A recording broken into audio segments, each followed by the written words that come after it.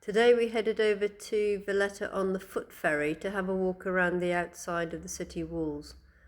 These are fishermen's huts where their boats are tied up, and looking out over to Slima on the other side of the harbour there. It's a really beautiful city.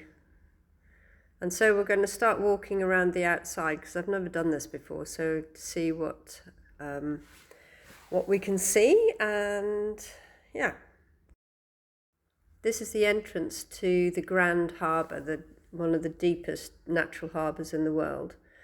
And today is Independence Day, so when the British finally left the islands.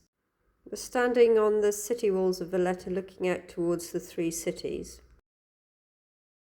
I wish I could have seen it during the times of the Knights Templar. It must have been just the most beautiful place. I mean, it still is, but it's extraordinary feat of building.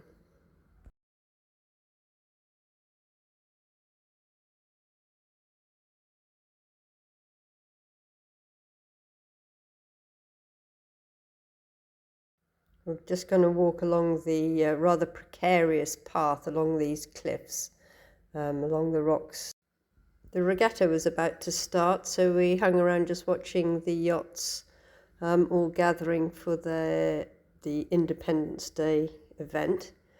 Some beautiful, beautiful ships out there. There are caves dug into the wall all the way around. They're now being used for fishermen's storage places, but there are stories that the city itself is absolutely riddled with tunnels that go underneath the city.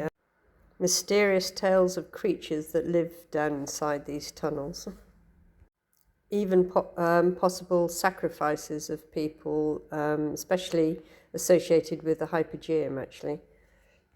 Malta is full of surprises, of stories associated with the Templars, the Ark of the Covenant, the Knights of Malta. Yeah, there's a lot of intrigue associated with these islands, and I don't suppose we'll ever get to the bottom of them, but it's really interesting to sort of walk around and look into these deep, dark tunnels. Where do they go? What's going on down there?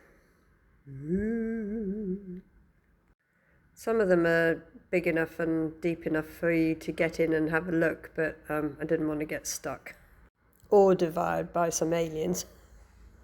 It's pretty precarious walking along here, but so worth it. I mean, you just get a completely different view of the city. Now approaching some fishermen's huts. Well, they started off as places where the fishermen could store their tackle and boats and things, but it's turned into a bit of a shanty town, really. Probably highly illegal, but hey-ho, this is Malta.